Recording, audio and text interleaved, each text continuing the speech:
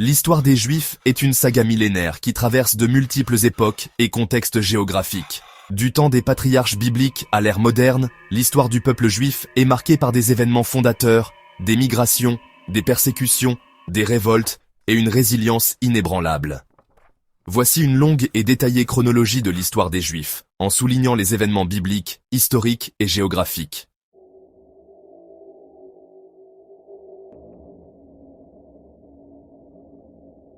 L'ère des patriarches et des matriarches, environ 2000 à 1500 avant Jésus-Christ. L'histoire juive commence avec les récits des patriarches et des matriarches dans la Bible hébraïque. Les personnages les plus emblématiques sont Abraham, Isaac, Jacob, aussi connus sous le nom d'Israël, et les 12 fils de Jacob, qui sont les ancêtres des 12 tribus d'Israël. Abraham, vers 2000 avant Jésus-Christ, est considéré comme le père fondateur des Juifs. Selon la Bible, Dieu fait une alliance avec lui, promettant que ses descendants seraient une grande nation, comme mentionné dans la Genèse, chapitre 12, versets 1 à 3. Son fils Isaac, et le fils d'Isaac, Jacob, continuent cette lignée. Jacob, ou Israël, a 12 fils, dont Joseph, dont l'histoire d'ascension en Égypte est l'une des plus célèbres dans la Bible. L'histoire biblique mentionne une période de famine qui pousse les descendants de Jacob à émigrer en Égypte.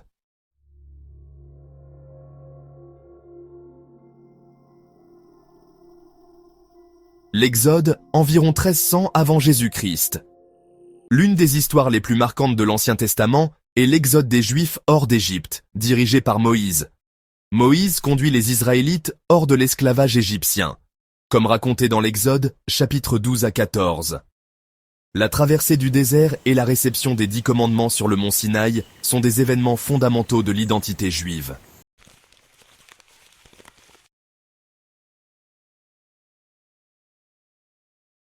Le royaume d'Israël et de Juda, environ 1000 à 586 avant Jésus-Christ. Vers 1000 avant Jésus-Christ, le peuple d'Israël est unifié sous le règne de Saül, le premier roi d'Israël. Cependant, c'est sous le règne de David, environ 1000 à 961 avant Jésus-Christ, que l'Israël devient une nation puissante et prospère, avec Jérusalem comme capitale. David est succédé par son fils Salomon, qui construit le premier temple de Jérusalem, vers 960 avant Jésus-Christ.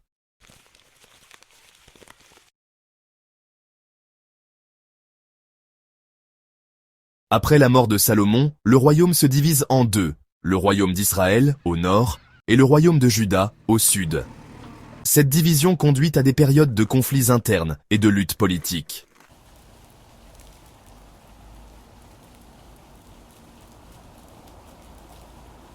Les exils et la destruction du premier temple, 586 avant Jésus-Christ. En 586 avant Jésus-Christ, le royaume de Juda est conquis par les Babyloniens sous le roi Nabuchodonosor II, qui détruit le premier temple et déporte les élites juives à Babylone. Cet événement marque le début de l'exil babylonien, une période de captivité pour le peuple juif.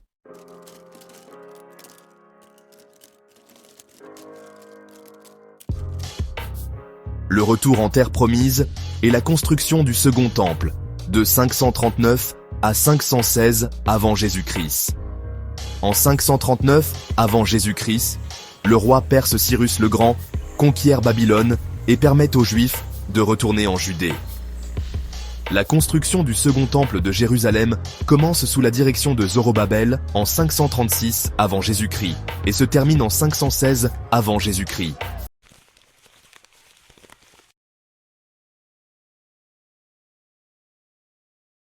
La période hellénistique, de 333 à 141 avant Jésus-Christ.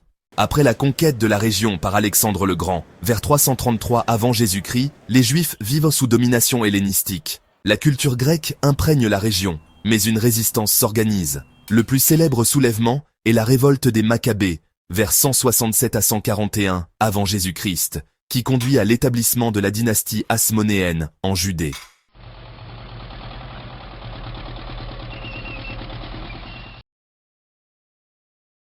La domination romaine, de 63 avant Jésus-Christ à 70 après Jésus-Christ. En 63 avant Jésus-Christ, la Judée devient un protectorat de l'Empire romain sous Pompée. En 70 après Jésus-Christ, après une révolte juive contre Rome, le second temple est détruit par les Romains, et Jérusalem est rasée.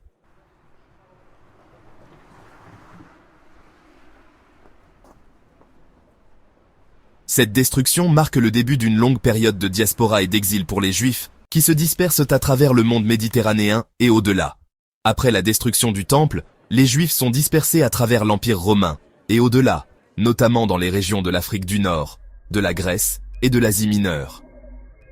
Durant le Moyen-Âge, les Juifs sont soumis à des persécutions dans de nombreuses régions d'Europe. En Espagne, l'Inquisition au XVe siècle conduit à l'expulsion ou à la conversion forcée des Juifs.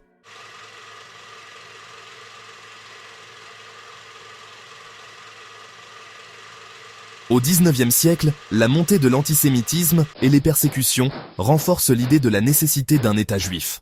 Le mouvement sioniste, fondé par Theodor Herzl, pousse à l'idée d'une terre promise pour les Juifs.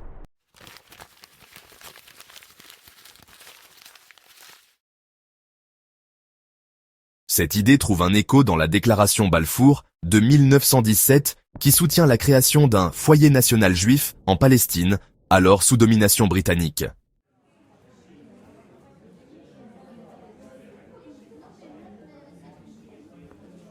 L'Holocauste et la Seconde Guerre mondiale, de 1939 à 1945. Pendant la Seconde Guerre mondiale, le régime nazi d'Adolf Hitler met en place une politique d'extermination systématique des Juifs, connue sous le nom de Shoah ou Holocauste. 6 millions de Juifs sont tués dans les camps de concentration et d'extermination nazis.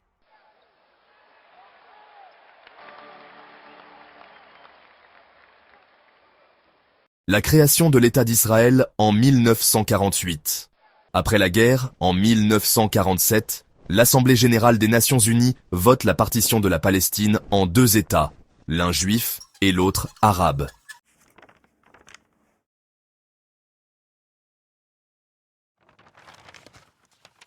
Le 14 mai 1948, David Ben-Gourion déclare l'indépendance de l'État d'Israël. Cela marque un tournant majeur pour les Juifs, qui retrouvent une patrie après des siècles d'exil.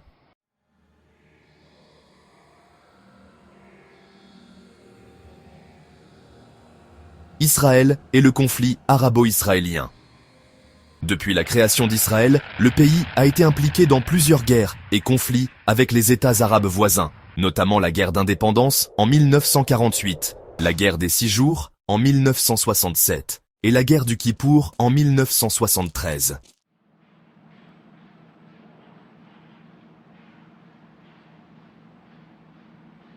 Le conflit israélo-palestinien reste une question complexe et non résolue, marquée par des négociations de paix intermittentes.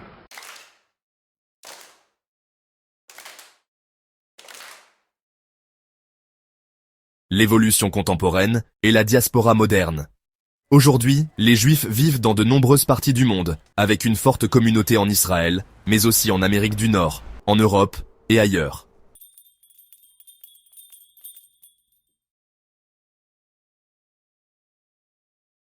La communauté juive mondiale continue de jouer un rôle important dans les affaires culturelles, économiques et politiques. Le sionisme et les questions liées à la sécurité et à la reconnaissance d'Israël restent des sujets de débat.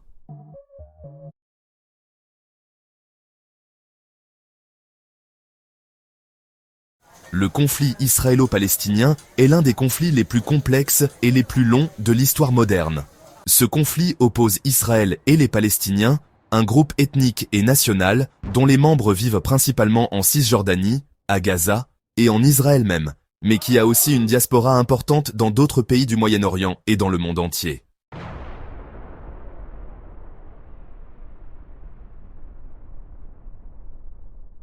L'histoire de ce conflit est marquée par des événements dramatiques, des luttes pour la terre, l'identité et la reconnaissance nationale, ainsi que par des affrontements violents.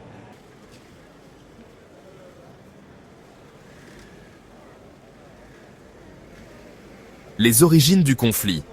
Les racines du conflit israélo-palestinien remontent à la fin du XIXe siècle, à une époque où l'Empire ottoman dominait la région de la Palestine. À cette époque, la population de Palestine était majoritairement arabe, musulmane et chrétienne, mais l'idéologie sioniste commençait à émerger en Europe.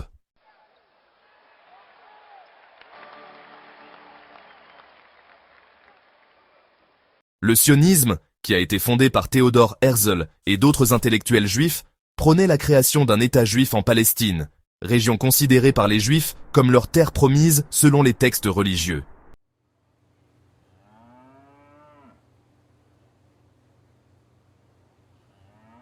En réponse à cette idéologie, des Juifs européens ont commencé à émigrer en Palestine à partir de la fin du XIXe siècle, achetant des terres et établissant des colonies. Ce processus a entraîné un ressentiment croissant parmi la population arabe locale qui se sentait menacée par cette colonisation, mais aussi par l'influence croissante des puissances européennes.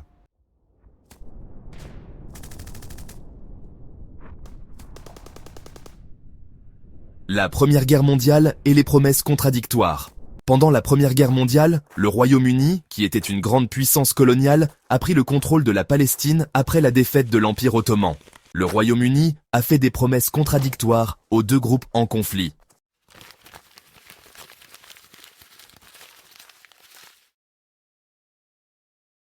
Dans la déclaration Balfour de 1917, le Royaume-Uni a promis de soutenir l'établissement d'un foyer national juif en Palestine.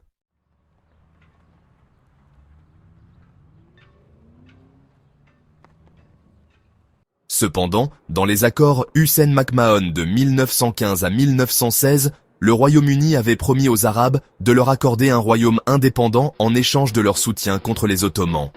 Ces promesses contradictoires ont semé les graines du conflit. Les tensions entre la population arabe et les immigrants juifs se sont intensifiées dans les années 1920 et 1930, ce qui a donné lieu à des émeutes et des révoltes en Palestine, notamment la révolte arabe de 1936 à 1939 contre la domination britannique et l'immigration juive.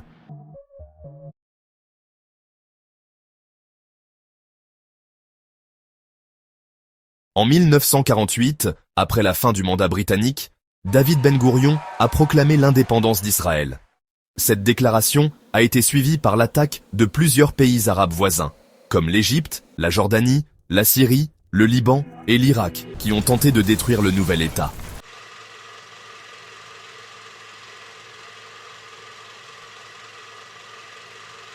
Les guerres et les tentatives de paix.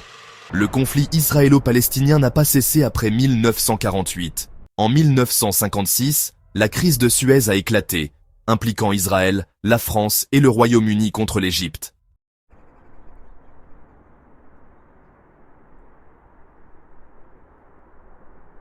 En 1967, la guerre des 6 jours a été une étape clé du conflit.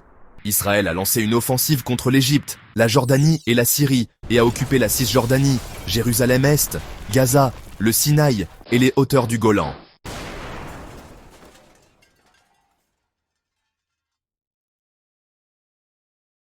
Cette guerre a eu des conséquences profondes pour la Palestine et les Palestiniens, car elle a intensifié l'occupation israélienne de territoires palestiniens et conduit à la création de camps de réfugiés palestiniens dans les pays voisins. L'occupation israélienne des territoires palestiniens, tels que la Cisjordanie, Gaza et Jérusalem-Est, reste un point central du conflit jusqu'à aujourd'hui.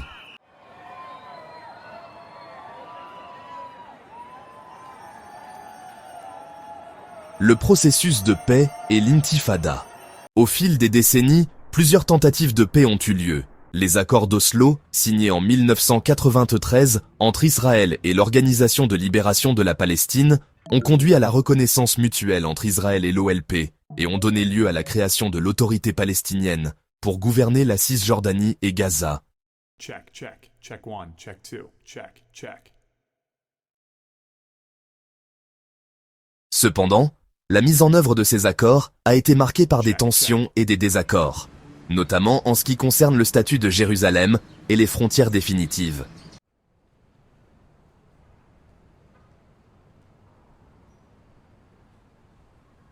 En 2000, après l'échec des négociations de Camp David, la seconde intifada a éclaté.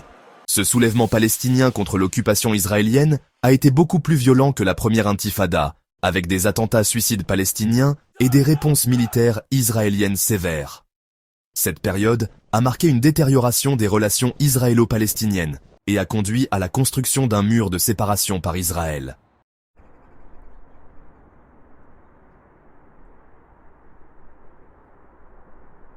La situation actuelle?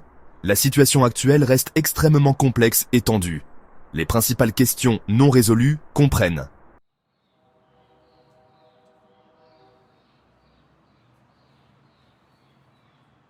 le statut de Jérusalem. Jérusalem est une ville sacrée pour les Juifs, les chrétiens et les musulmans, et les deux parties revendiquent Jérusalem comme leur capitale.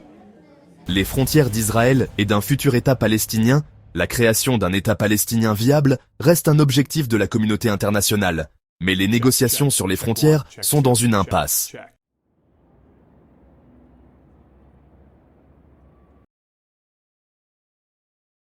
Les colonies israéliennes. La construction continue de colonies israéliennes en Cisjordanie est l'une des questions les plus controversées. Ces colonies sont considérées par de nombreux pays et organisations internationales comme illégales, bien qu'Israël les défende.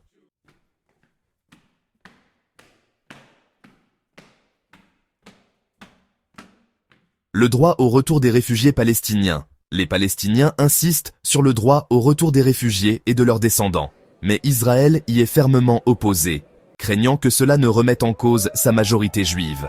Les gouvernements israéliens successifs ont alterné entre des politiques de sécurité strictes et des propositions de paix. Mais les attaques terroristes, les bombardements et les affrontements militaires n'ont cessé d'alimenter les tensions. Le Hamas, qui contrôle la bande de Gaza depuis 2007, rejette l'existence de l'État d'Israël et a mené plusieurs guerres contre Israël, créant de nouvelles souffrances pour la population civile.